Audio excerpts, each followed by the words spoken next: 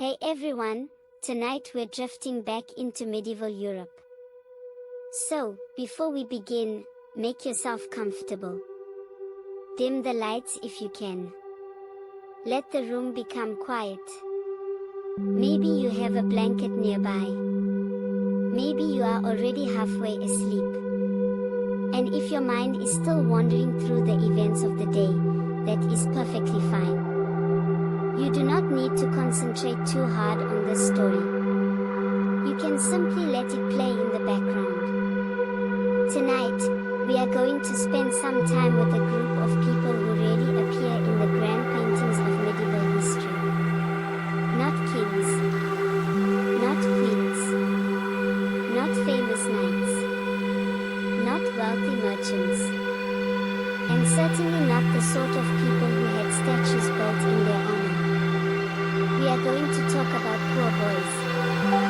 More specifically, boys who were abandoned, orphaned, neglected, or simply left to make their way through medieval European society with very little protection. And as we will discover, medieval Europe had many ways of dealing with children who had nowhere to go. Some were taken in by relatives. Some entered monasteries. Some became apprentices. Some were raised by strangers. Some begged in the streets. And some simply disappeared into the enormous, poorly documented population of the medieval poor. There was no modern social welfare system waiting around the corner. No government office where a tired parent could fill out a form. No child protection agency. No foster care database. And certainly no friendly automated email saying, the application has been received. Instead, survival depended heavily on family, neighbors, churches, monasteries, guilds, and luck. Mostly luck. And perhaps that is the first thing to understand about childhood in medieval Europe. Being poor was not automatically the same thing as being abandoned. Medieval communities could be surprisingly supportive. Families were important. Neighbors mattered. Parishes mattered. Religious institutions could provide food, shelter, or work. But when a child had lost those connections, life could become extremely uncertain. And for a poor boy, the most important question was often not what he wanted to become when he grew up. It was simply where he was going to sleep tonight. So let us begin quietly. Imagine a medieval town just before sunrise. The streets are still mostly empty. The sky is beginning to turn pale. The buildings are dark shapes against the morning light. A few people are already awake. A baker is working near a hot oven. A stable boy is carrying water. Someone is opening the shutters of a small shop. And somewhere near the edge of the town, perhaps beside a church wall, a young boy is waking up. We do not know his name. And that is important. Most abandoned children did not leave behind detailed biographies. History is usually very generous with kings. We know what they ate. We know whom they married. We know when they became angry. We sometimes even know which relatives they disliked. But ordinary children are different. Their lives survive mostly in fragments. A legal record here. A monastery account there. A guild document. A court case. A burial register. A reference to a boy who was taken in by a household. And occasionally, a heartbreaking sentence explaining that the child had been abandoned. The boy might be 8 years old. Or 10. Or 12. There was no single age at which medieval society suddenly decided a child was an adult. Childhood was understood differently depending on place, family, occupation, and so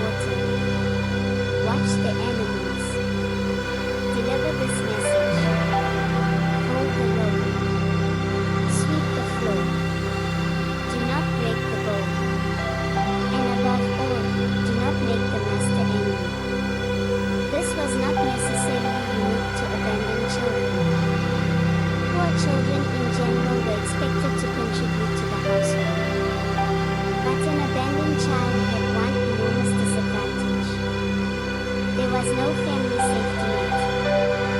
If a poor medieval family lost a father, the remaining household might struggle terribly. If a mother died, relatives might take in the children. If both parents disappeared, the situation could become much more complicated.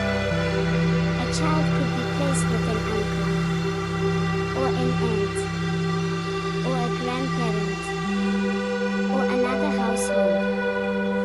Sometimes the arrangement was informal. Sometimes it was negotiated. And sometimes the child was sent somewhere specifically because another household needed labor. This is where the medieval apprenticeship system becomes important. For many poor boys, apprenticeship could function as both employment and social rescue. A boy might be sent to live with a craftsman. The craftsman could teach him a trade. The boy would work. In return, he might receive food, clothing, shelter, and training.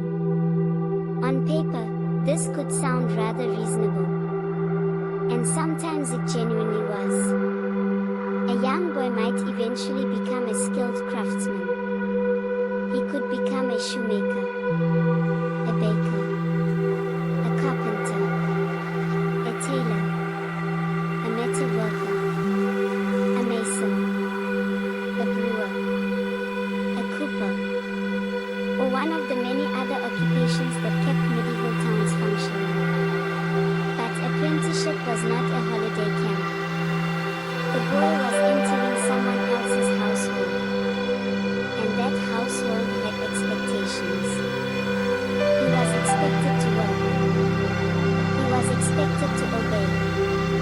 He was expected to learn. And he was expected to tolerate the personality of his master. Which, historically speaking, could be unfortunate. Imagine being 12 years old and discovering that your entire future depends upon whether the man who owns the workshop is having a good morning. Perhaps he is cheerful, excellent. Perhaps he is irritated, less excellent. Perhaps he has discovered that someone used too much flour. Now everyone is having a difficult morning. The apprentice was not simply an employee. He often lived in the master's household. That meant the relationship could be complicated. The master could become a substitute father figure. He could provide genuine care. But he also had considerable authority over the apprentice.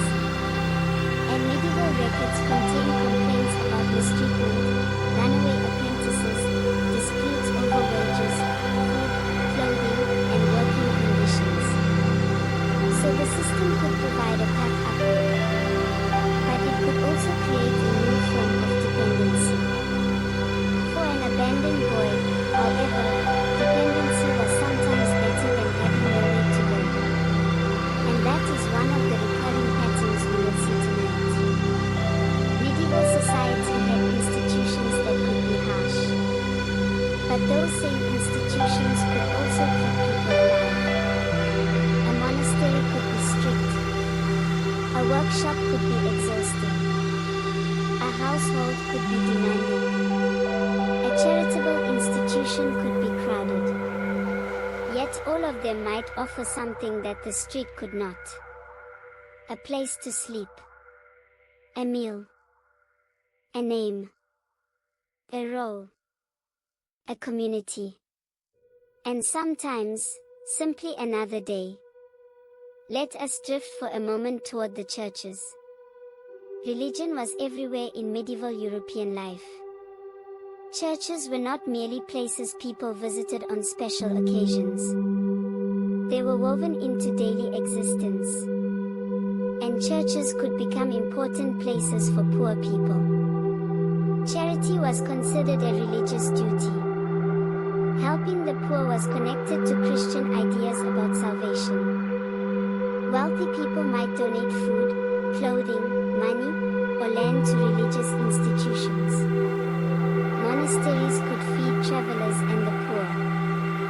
Hospitals existed in many towns. Some were specifically intended for the sick. Others served broader charitable purposes. And certain institutions became associated with abandoned children.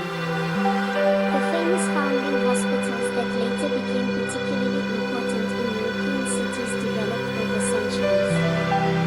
In the medieval period, the arrangements varied enormously. There was no single European system. Italy was different from England. England was different from France. France was different from the German lands. And even within the same kingdom, one town could operate very differently from another. So we should be careful not to imagine one universal medieval childhood. There wasn't one. There were hundreds of different experiences. A boy born into a peasant family near a small village lived a very different life from a boy abandoned in a growing commercial city. A child in a monastery lived differently from a child working at a market. And a boy attached to a wealthy household could experience a world that was almost unimaginably different from that of a child sleeping beside a city road. Still, poverty created certain recurring problems. Food was one. Clothing was another. Shelter was another. And then there was work. A poor boy who had no family might need to work simply to eat. There was little room for the modern idea that childhood should be protected from economic pressure. This does not mean medieval people did not love children. They obviously did. Medieval parents mourned their children. They prayed for them. They worried about them. They wrote about them. They gave them names. They celebrated their survival. The emotional bond between parents and children was very real. The difference was that medieval society generally had fewer resources for protecting children when families failed. A poor child could therefore move very quickly from being someone's son to being everyone's problem. And when that happened, the answer depended on who happened to notice. A priest might notice. A neighbor might notice. A merchant might notice. A relative might notice. A monastery might notice. Or nobody might notice. And that final possibility is perhaps the quietest and saddest part. Because history cannot record everyone who disappeared. We know about people when somebody wrote something down. If nobody wrote anything down, the person becomes almost invisible. There may have been thousands of abandoned children whose names have vanished completely. No dramatic ending. No famous story. Just an absence. A small life that passed through the world and left very little trace. But occasionally, one of those boys appears in a document. And suddenly, centuries later, we can see him. Not clearly. Not completely. But enough to know that he existed. A name. An age. A place. A trade. A disagreement. Perhaps a punishment. Perhaps a contract. And that tiny fragment becomes a doorway into the medieval world. So as we continue tonight,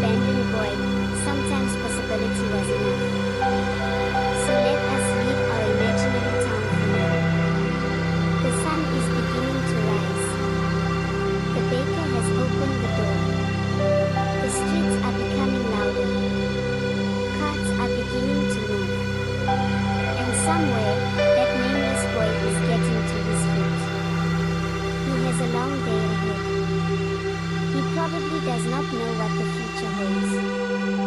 Neither do we. And perhaps that is all right. Tonight, we do not need to rush toward the ending. We can simply follow him. Slowly.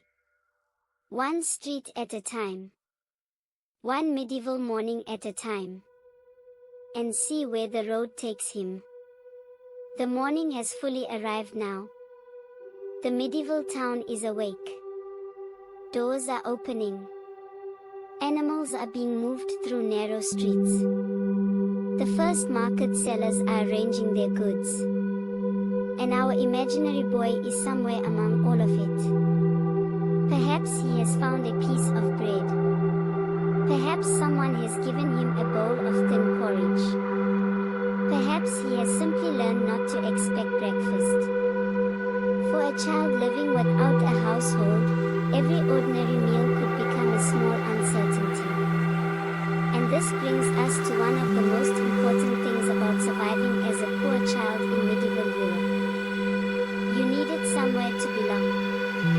Not necessarily somewhere comfortable. Just somewhere. A household. A workshop. A monastery. A farm. A church institution. Anything that could give you a roof and some kind of recognized place in society. Because being alone was dangerous. Not always immediately dangerous, but gradually dangerous. A child alone had very little bargaining power. He could not easily negotiate wages. He could not defend himself against every adult. He had limited access to food. And if he became sick, there might be nobody to care for him. So when a poor boy was taken into another household, the arrangement could be life-changing. Sometimes it was arranged by relatives. A widowed mother might decide that the son would be better off living with an uncle who had a farm. A father might send his son to an older brother in another town. A guardian might place a child with a craftsman. And sometimes the church became involved. Medieval society had many forms of informal guardianship. The details varied enormously. There was no single medieval child care system. Instead, there was a patchwork of relationships. Family, neighbors, priests, masters, landowners, monasteries, guilds, charitable institutions, and, occasionally, wealthy people who simply decided to help. Although we should be careful with that last category. Medieval charity was not always purely sentimental. Helping the poor could be considered a religious duty. But it could also be tied to reputation. A wealthy person might donate to a monastery and receive prayers for their soul.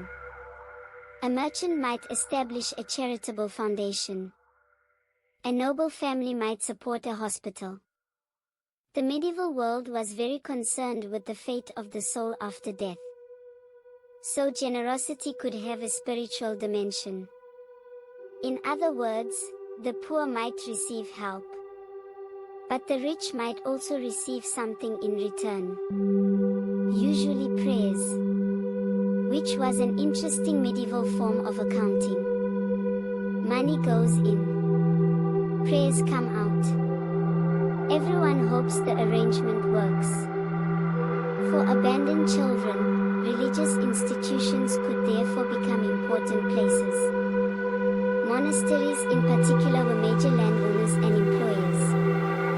They needed people to perform many tasks. Monks were not the only people living around a monastery. There could be servants, laborers, kitchen workers, farm workers, craftsmen, guests, travelers, and children. A boy entering a monastery did not necessarily mean he immediately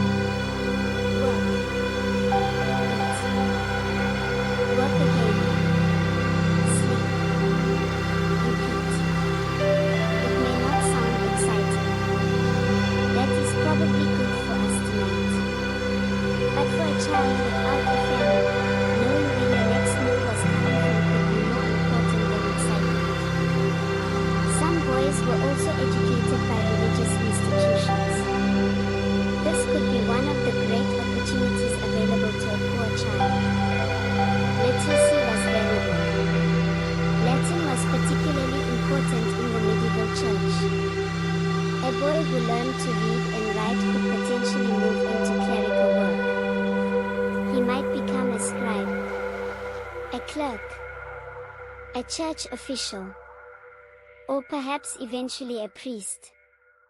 Education did not guarantee success, but it could change the direction of a life.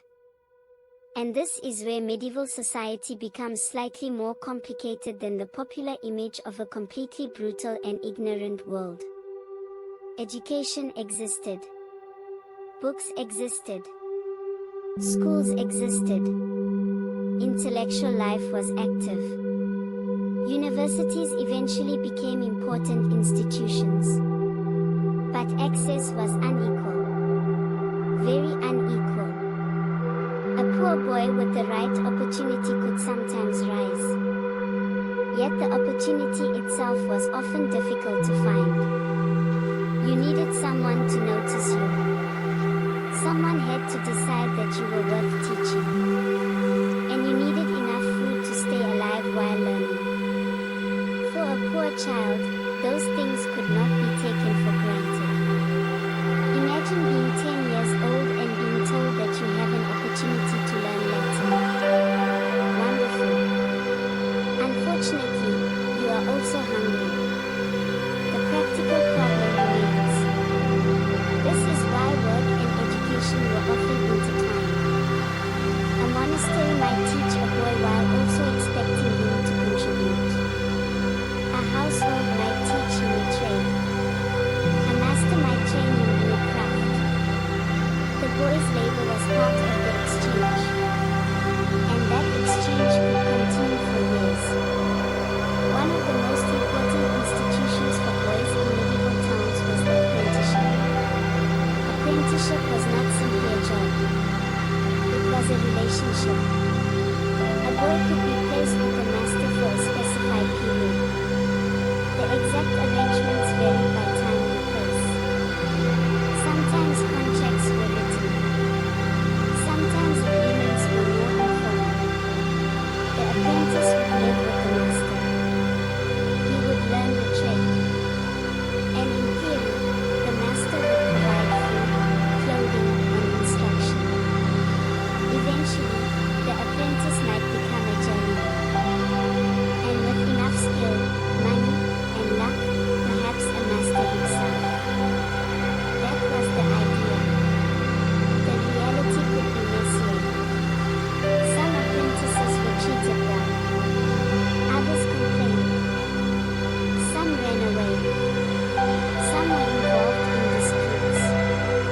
Guilt sometimes intervened in conflicts between masters and apprentices. And that tells us something important. Medieval towns were not simply places where everyone did whatever they wanted. There were rules. Guilds regulated trades. Town authorities regulated markets. Church authorities had their own jurisdiction. And households operated according to social expectations. A boy who entered an apprenticeship became part of this complicated network. For a poor abandoned boy, that could be useful. The workshop gave him a social identity. Instead of simply being that poor child, he became someone's apprentice. That distinction mattered. He had a role, a purpose, and, potentially, a future. The workshop itself might be cramped. Imagine a medieval shoemaker's shop. Leather everywhere. Tools on benches. Strips of material. A strong smell of glue and leather. People coming and going. The master working. The apprentice watching. Then working. Then watching again. Then being told he did something incorrectly. Then doing it again. This was education through repetition. There was no motivational poster on the wall. No certificate saying, excellent effort. Just the master saying, perhaps, again. And so the boy learned. A baker's apprentice learned the behavior of dough. A blacksmith's apprentice learned heat and metal. A carpenter's apprentice learned wood.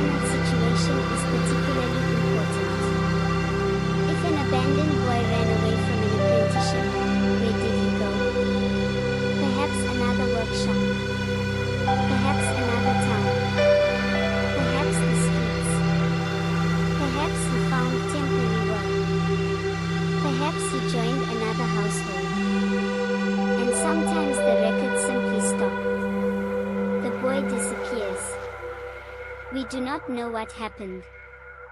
History has many such unfinished sentences.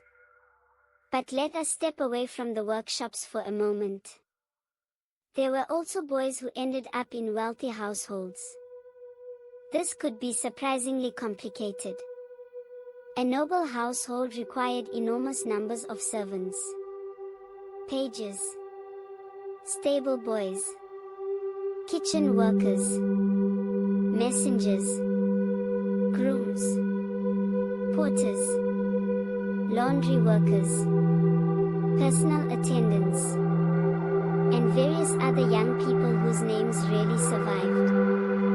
A poor boy might enter such a household through family connections.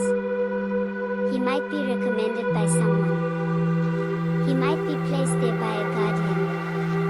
Or he might simply be accepted because another pair of hands was useful. The household could provide food and clothing. The boy might sleep in a shared room. He could learn manners. He might interact with people from a much higher social class. And if he was fortunate, he might gain connections. This was especially important in medieval society. Your future was often influenced by who you knew. A boy who served a nobleman might later receive a recommendation. A boy who worked for a merchant might learn bookkeeping.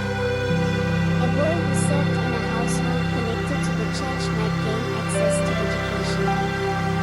Networks matter. But household service could also be exhausting. The boy's day might begin early. Very early. Before the people he served were awake. He might carry messages, clean clothing, prepare rooms, look after animals, carry food, fetch water, and stand quietly when important people were talking. There was a great deal of standing quietly in medieval service, especially if you were poor. One of the strange things about medieval households is how many people were required simply to make one wealthy family comfortable. A noble person might wake up and discover that someone had already prepared the room. Someone had prepared the clothes. Someone had brought water. Someone had prepared breakfast. Someone had taken care of the horses. Someone had cleaned the floor. Someone had carried the message. Someone had arranged the fire. And none of those people were the noble person. The entire system depended on layers of labor. Poor boys were part of those layers. Sometimes they were treated almost like family. Sometimes they remained clearly servants. Sometimes the distinction could change over time.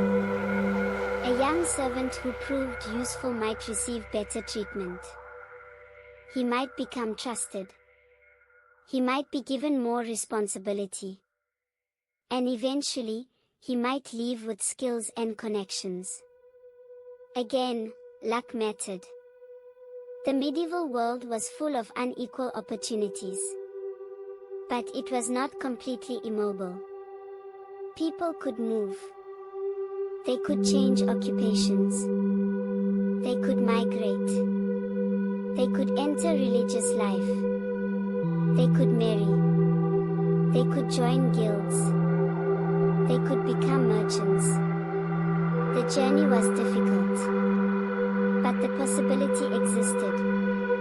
And perhaps that is why medieval parents sometimes sent children away.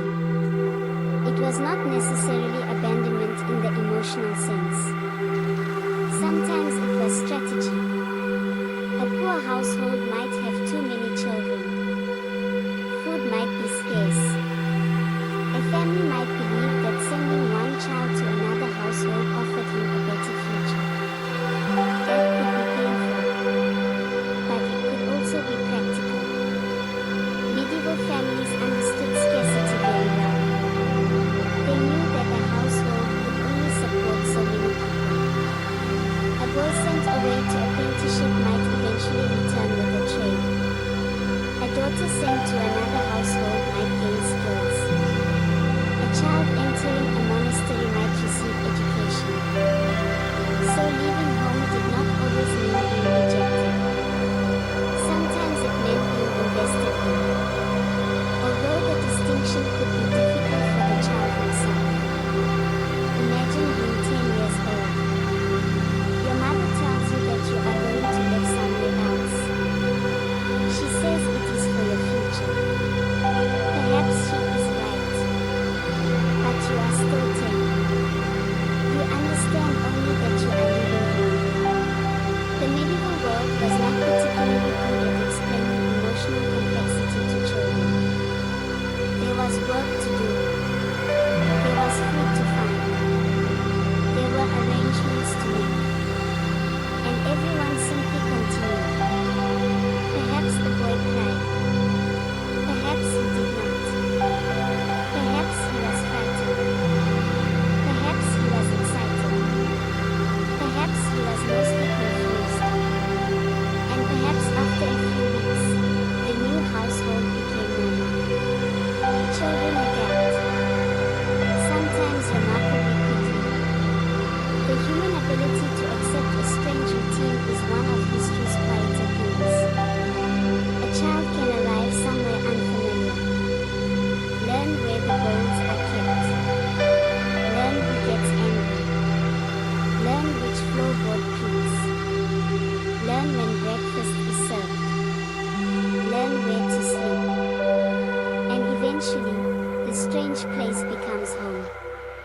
Not necessarily a loving home, but a familiar one. And familiarity can be powerful. This is why we should not imagine every abandoned or orphaned boy as constantly wandering through dark streets. Many were absorbed into ordinary communities. They became farm workers, servants, apprentices, clerks, students, monks, laborers, and eventually, adults. Some probably married. Some had children. Some became respected members of their communities. Some remained poor throughout their lives. And some died young. The historical record rarely tells you which future belonged to which boy. But we can see the pathways. The medieval world was constantly absorbing people. A child without a family could enter another household. A household could gain another worker. A monastery could gain another dependent. A workshop could gain another apprentice. And somehow, the enormous medieval machine continued. Not elegantly. Not fairly. But continuously. So let us drift toward evening again. The workshop is quieting. The market is closing. The carts are returning home. The boy who spent the day working has finished his tasks. His hands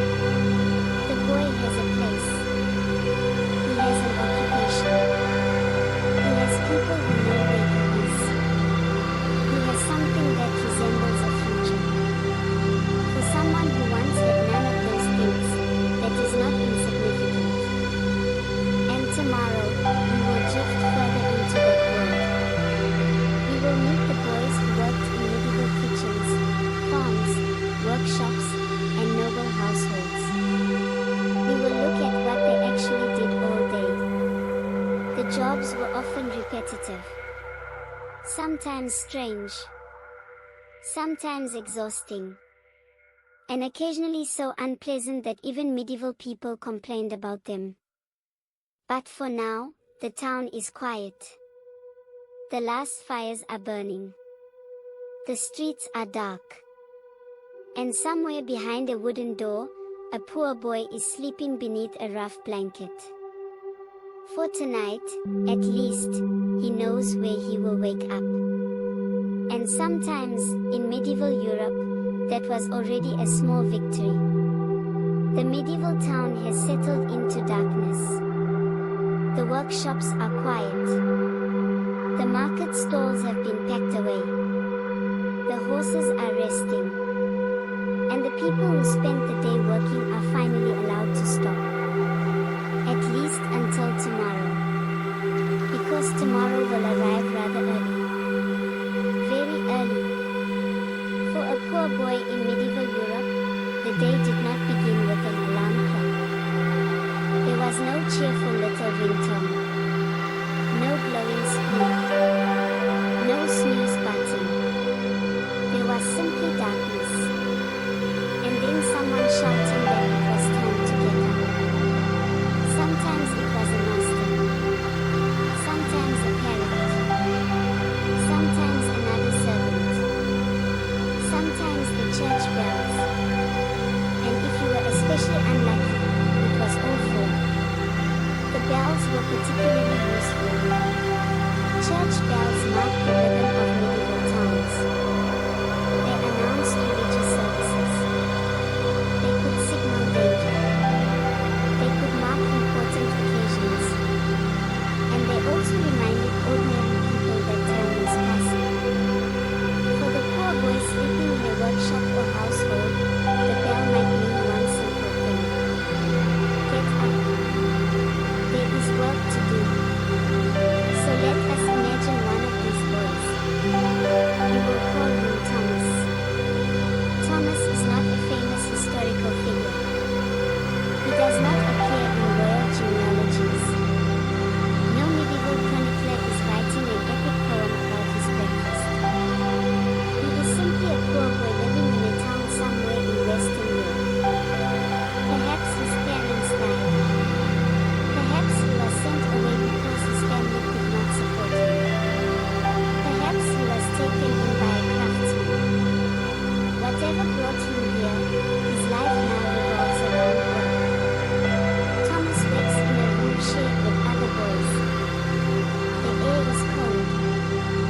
The floor is hard. The bedding is simple. There may be straw inside a mattress. There may be blankets. There may be almost nothing. The wealthy could afford better sleeping arrangements. The poor had to make do. He gets dressed. His clothing is probably practical rather than fashionable. A simple tunic. Perhaps trousers or hose, depending on the period and region.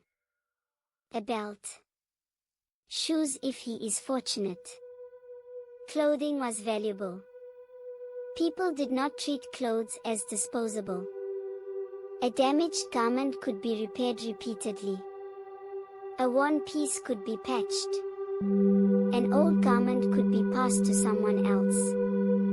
A piece of cloth had a surprisingly long career. It might begin life as someone's respectable clothing. Then become a child's clothing.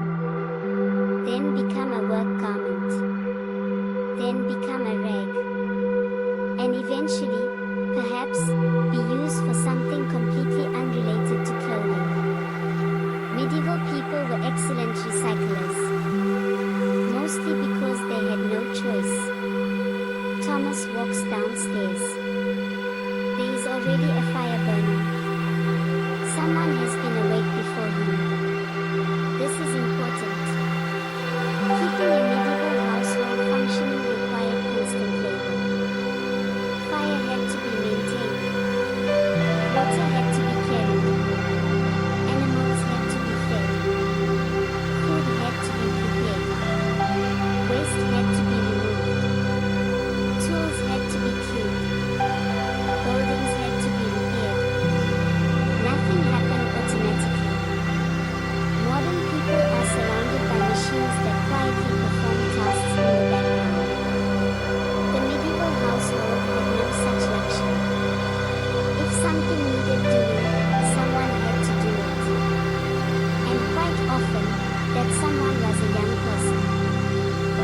Children and adolescents performed enormous amounts of domestic labor. They carried water. They collected food. They cleaned. They cared for animals. They helped prepare food. They assisted craftsmen. They delivered messages. They watched younger children. They fetched supplies. And they learned by doing. For an abandoned boy, this work was often the price of belonging. You had a bed because you worked. You had food because you worked. You had clothes because you worked. You had a place in the household because you were useful. It sounds harsh. And it was. But it was also normal. In a poor household, almost everyone worked. There was no separate category called childhood activities. The household itself was the workplace. The home was the workshop. The family was the labor force. And the children were part of it. Let us follow Thomas into the kitchen. Medieval kitchens could be busy places. Very busy. Imagine a large household. There might be several servants. Someone is preparing bread. Someone is cutting vegetables. Someone is handling meat. Someone is carrying pots. Someone is watching the fire. Someone is cleaning. Someone is fetching water. Someone is shouting because the water is not hot enough. Someone else is shouting because the fire is too hot. And somewhere in the middle of all this is Thomas. His job might be simple. Carry wood. Fetch water. Clean utensils. Turn a spit. Move supplies. Sweep the floor. None of these tasks sounds impressive. That is precisely why they mattered. History often focuses on the meal, the roast, the feast, the banquet. But someone had to prepare the feast. Someone had to slaughter the animal. Someone had to remove unwanted parts. Someone had to carry the meat. Someone had to keep the fire burning. Someone had to wash the dishes afterward. And the dishes could be considerable. A wealthy medieval household might consume a surprising amount of food. Large households needed large kitchens. The poor boy working there would see food constantly. And yet seeing food did not necessarily mean eating it. This is another quiet irony of service. A kitchen servant could spend all day surrounded by food that belonged to someone else. He might smell fresh bread, roasting meat, spices, stews, pastries, and his own meal could still be a bowl of porridge or bread and onions.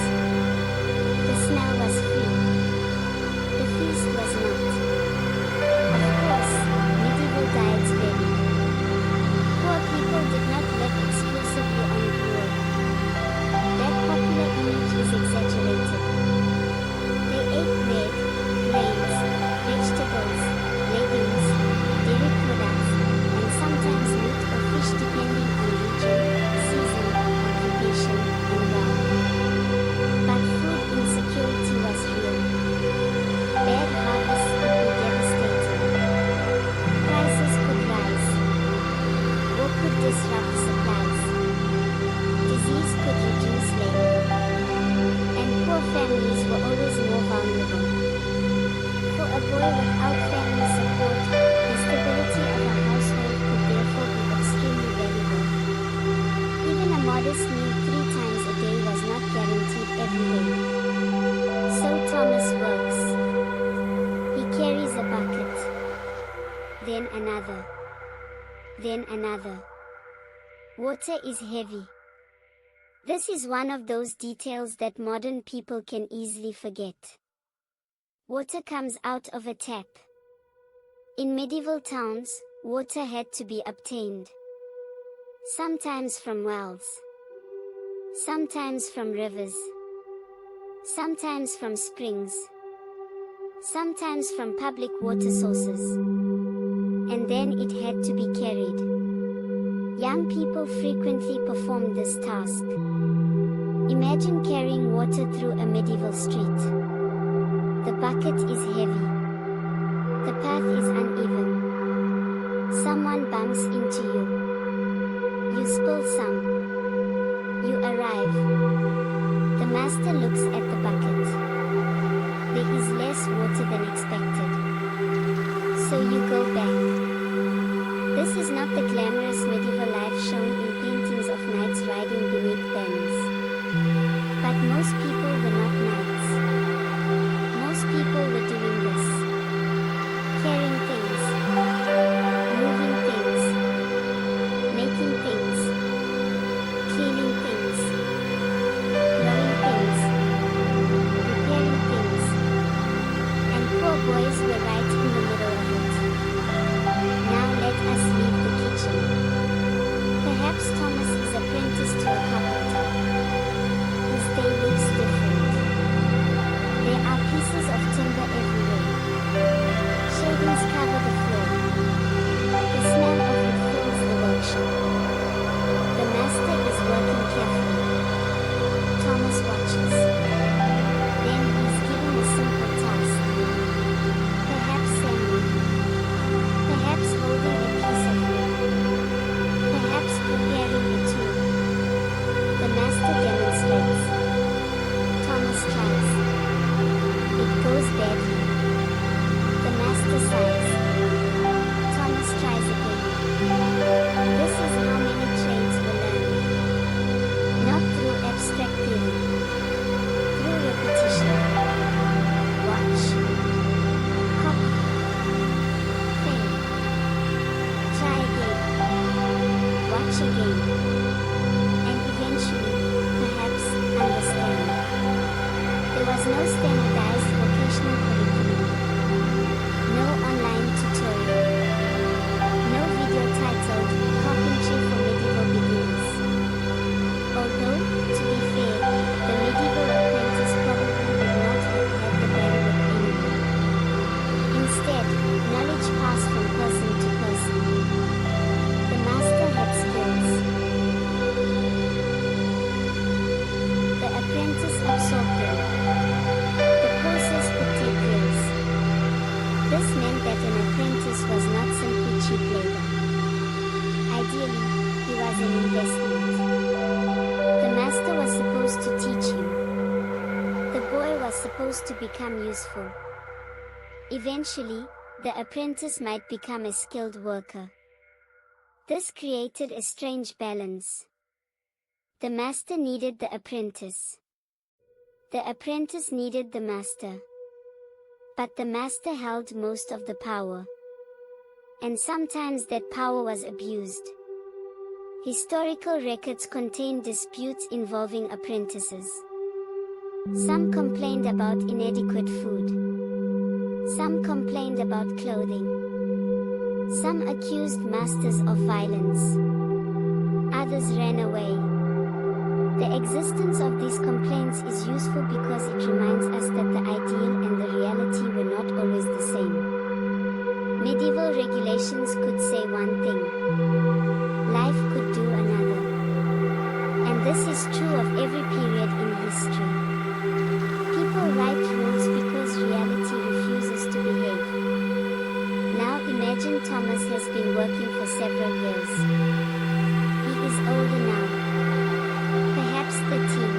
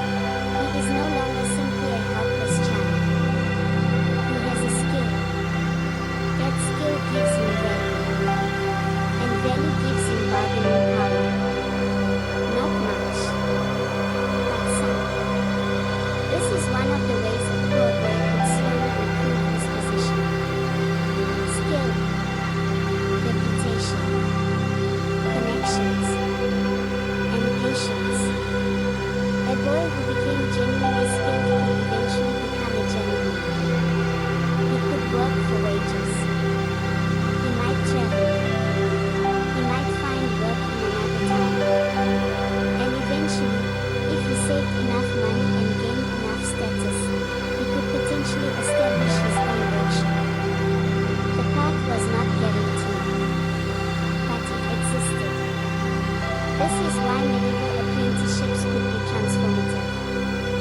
They were demanding. They could be unfair. They could be unpleasant. But they could provide something priceless. A profession. And a profession could become an identity. Instead of being the abandoned boy, you became the baker, the carpenter, the mason, the smith, the tailor, the cooper. People knew what you did. And in medieval communities, being known mattered. Let us drift now toward the countryside. Because not every poor boy ended up in a town. Many lived in villages.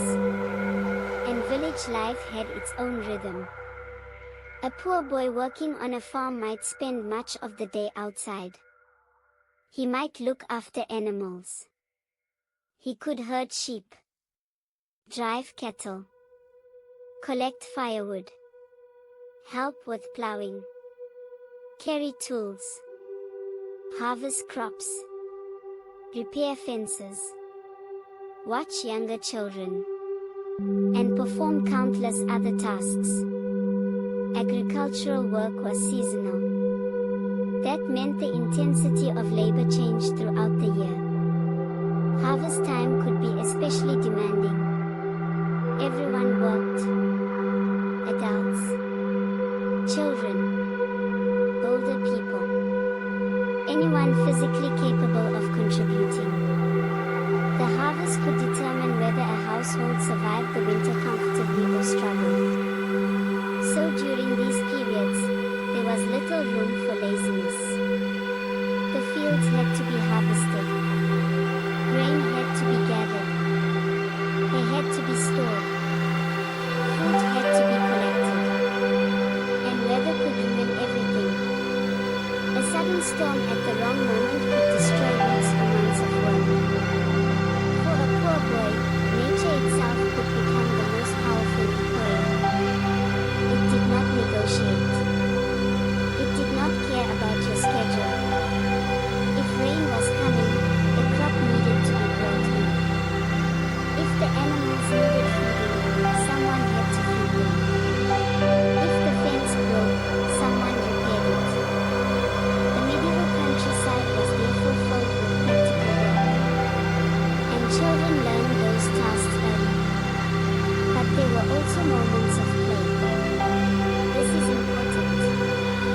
Medieval children were not miniature adults who spent every waking hour working. They played. They made simple toys. They played games.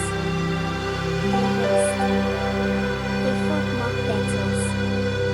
They threw objects. They played with animals. They imitated adults. And they found entertainment in ordinary things. A stick could become a sword. A wooden object could become a toy. A ball could be made from simple materials. Children have always been remarkably good at inventing entertainment from almost nothing. Give a modern child an empty cardboard box and something happens. Give a medieval child a stick and approximately the same thing happened. The difference was that eventually someone would probably tell them to stop playing and carry something. Because medieval chores were waiting. A poor abandoned boy might therefore have a strange mixture of experiences. Work could be heavy. But childhood was still childhood. He could laugh. He could make friends. He could play. He could become attached to an animal. He could develop friendships with other servants or apprentices. He could gossip. He could complain.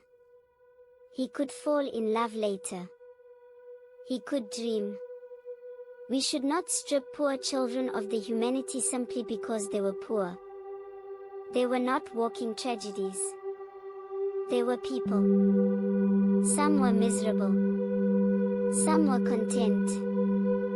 Some were ambitious. Some were lazy. Some were kind. Some Some are probably extremely annoying, as children have always been. The medieval world contained all of these personalities, and that makes the surviving records more interesting. When we find references to young people getting into trouble, they are not merely evidence of suffering. They are evidence of ordinary human behavior. A boy might steal food. He might lie. He might fight another apprentice. He might break something. He might run away. He might sneak out after dark. He might get caught. And someone might be extremely annoyed.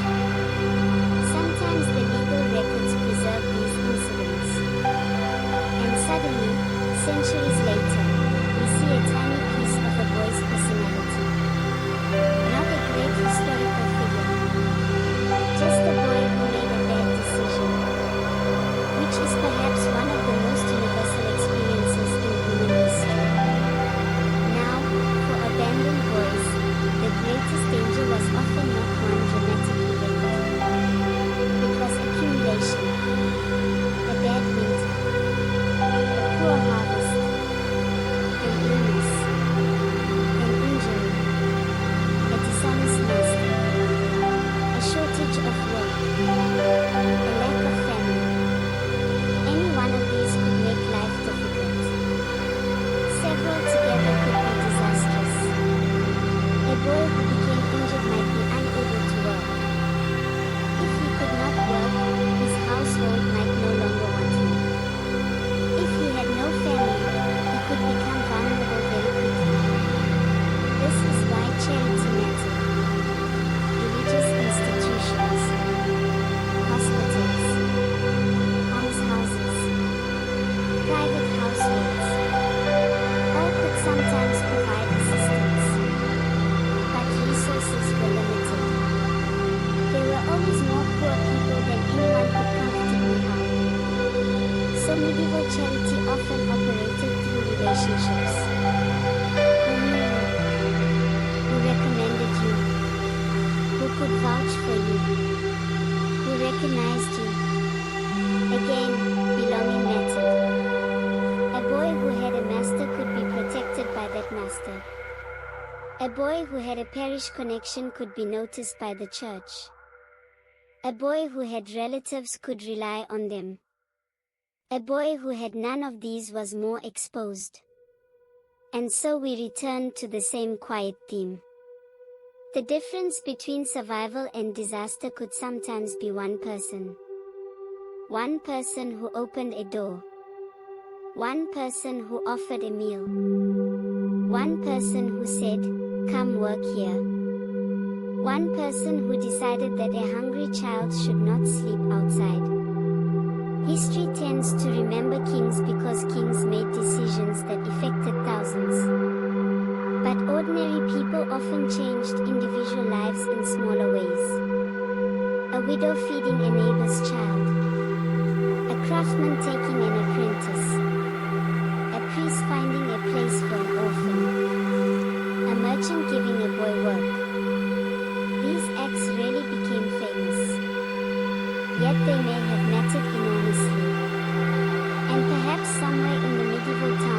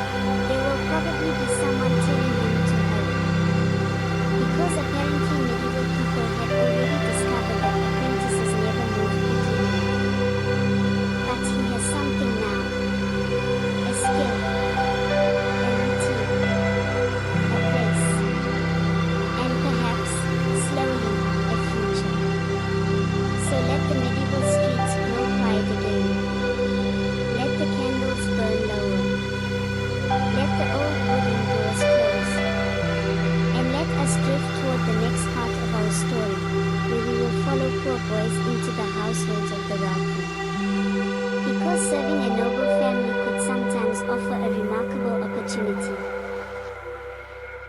It could also mean waking up before everyone else, carrying messages across a freezing courtyard, and discovering that important people could become extremely upset about things that seem completely unimportant.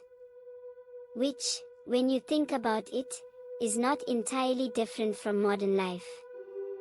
For now, though, the town is sleeping. And the boys are sleeping too. Tomorrow can wait. And now, after all those long days, we can let the medieval town become quiet again. The work is finished. The tools have been put away. The fires have been reduced to glowing embers. The market is empty. The roads are dark. And the people who spent the daylight hours caring, cleaning, building, cooking, farming, selling, repairing, and worrying about tomorrow have finally gone to sleep. Among them are the poor boys we have been following. Some are sleeping in workshops. Some in crowded household rooms. Some in monasteries. Some in farmhouses. Some beneath the roofs of strangers who, over time, have become something close to family. And perhaps a few are still sleeping somewhere outside, wrapped in whatever cloth they managed to find. Their stories were very different. There was never one medieval childhood. There was no single experience of being poor. And there was certainly no single fate for an abandoned world. Some were lucky. Some were not. Some found relatives. Some found masters. Some found monasteries. Some found work. Some found friendship. Some found a new family. And some disappeared from the records completely. That last group is the largest. The people history does not remember. And perhaps that is worth thinking about for a moment. When we look backward through the centuries, we often imagine history as a collection of important people. Kings, queens, popes, generals, nobles, merchants, great scholars, people with only enough lands to have their names written down. But history was actually made from millions of ordinary lives. Most of them were never recorded in detail. A farmer woke before sunrise. A mother prepared food. A fisherman went to the river. A blacksmith opened his workshop. A servant carried water. A child played beside a doorway. A boy swept the floor. A girl carried bread. Someone argued with a neighbor. Someone fell in love. Someone got married. Someone became ill. Someone died. And then another day began. This was the rhythm of medieval life. Slow. Repetitive. Sometimes peaceful. Sometimes frightening. Usually somewhere in between. And the poor boys we have been following were part of that enormous human landscape. Their lives may seem distant from us. Their clothes were different. Their homes were different. Their occupations were different. Their understanding of the world was different. But some things were remarkably familiar. They wanted food. They wanted shelter. They wanted friendship. They wanted someone to care whether they came home. They wanted to be useful. They wanted to be respected. And eventually, many of them wanted a family of their own. These are not particularly medieval desires. They belong to human beings. One of the most interesting things about abandoned children is that abandonment did not always determine the rest of their lives. A boy could begin with almost nothing.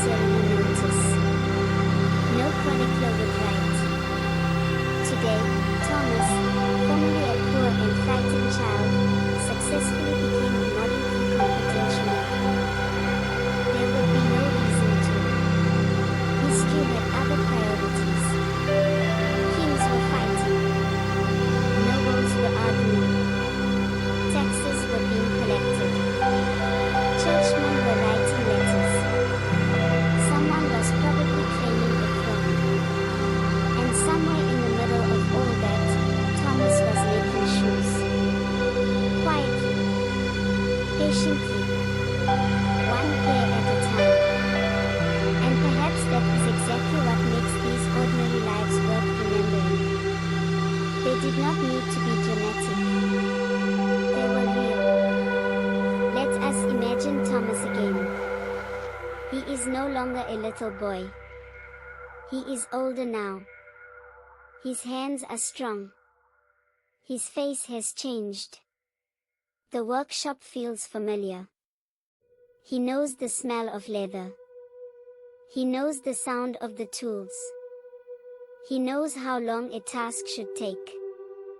And one evening, after the work is finished, he steps outside. The town is beginning to darken. There are lights in windows. A bell sounds somewhere in the distance. People are returning home. He stands for a moment. Perhaps he thinks about the past. Perhaps he remembers the household where he first arrived. Perhaps he remembers being hungry. Perhaps he remembers being frightened. Perhaps he barely remembers at all. Memory changes with time. The things that once seemed enormous become smaller. The things that seemed ordinary become precious. Maybe he remembers a person who once gave him food. A master who taught him. A friend who shared a blanket. A neighbor who opened the door. Small things. Things that no chronicler would consider important. But they were important to him. And that is enough. Because sometimes survival is not one great heroic achievement. Sometimes survival is simply a collection of small kindnesses. Someone gives you a meal. Someone gives you work. Someone teaches you a skill. Someone tells you where to sleep. Someone notices when you are sick. Someone gives you another chance. And slowly, one day at a time, a life is built. Not a glamorous life. Not a royal life. Just a life. And perhaps that is the most realistic ending we can give many of these boys. Not a dramatic rescue. Not a tragic death. Not a sudden rise to nobility. Just adulthood. Work. Family. A home. A few good years.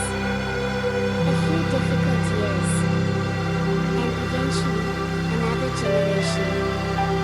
The boy who once needed help might one day be the adult who helps another child. This is one of the quiet ways history continues. A child is taken in. He grows up. He becomes capable. He establishes a household. He has children. And those children grow up. The original abandonment disappears into family memory. Perhaps nobody remembers it anymore. And yet the consequences remain. A small act of kindness may continue through generations. Of course, not every story ended well. Some boys died young. Disease was a constant threat. Accidents happened. Poor nutrition weakened people. Wars displaced families. Crime and violence existed. Winter could be harsh. And sometimes there simply was not enough food. We should not turn medieval poverty into a comforting fairy tale. Life could be extremely difficult. But we also should not turn every poor child into a symbol of misery. Children laughed. They played. They made friends. They got into trouble. They found ways to enjoy themselves. They became attached to animals. They teased one another. They told stories. They dreamed. Even in difficult circumstances, people found ordinary happiness. Human beings are surprisingly good at doing this.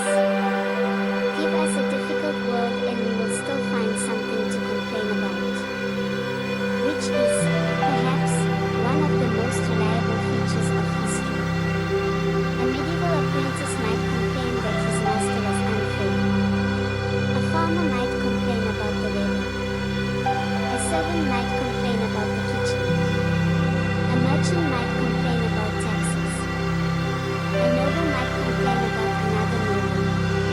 A king might complain about his enemies. And somewhere nearby, someone was probably complaining that the grade was slightly too high. Civilization continues. Tonight, we have traveled through a world that existed many centuries ago. A world of wooden houses and stone churches. Of muddy streets and crowded markets. Of monasteries and workshops. Of farms and castles. A world where children could be sent away to learn trades. A world where an abandoned boy might become an apprentice. Where an apprentice might become a craftsman. Where a craftsman might establish a household. And where an ordinary life could unfold quietly without ever becoming part of the historical record. The medieval world was not simply dark. It was not simply romantic. It was complicated. It was difficult. It was sometimes cruel. It was sometimes generous. It was full of contradictions. And perhaps that is why it remains so fascinating. Because behind every castle wall were ordinary people. Behind every banquet were servants. Behind every beautiful church were laborers. Behind every wealthy household were people carrying water. And behind every great medieval city were thousands of people whose names we will never know. Including boys who once had nowhere to go. Some found somewhere. Some did not. But their lives were part of the story. Even if history forgot their names. So, as the night settles in, we can leave them there. The medieval town is quiet. The workshops are dark. The animals are resting. The final candles are disappearing. A few windows still glow softly. Somewhere, a church bell marks another hour. And the boys who worked through the day are sleeping. Tomorrow will come. The bells will ring. The fires will be lit. The doors will open. The work will begin again. But for now, there is nothing left to do. No water to carry. No wood to gather. No floors to sweep. No tools to clean. No master waiting impatiently. For a few hours, everyone can simply rest. And perhaps our imaginary boy is dreaming. Maybe he is dreaming of nothing in particular. Maybe he is dreaming of a warm room. Maybe he is dreaming of a house of his own. Maybe he is dreaming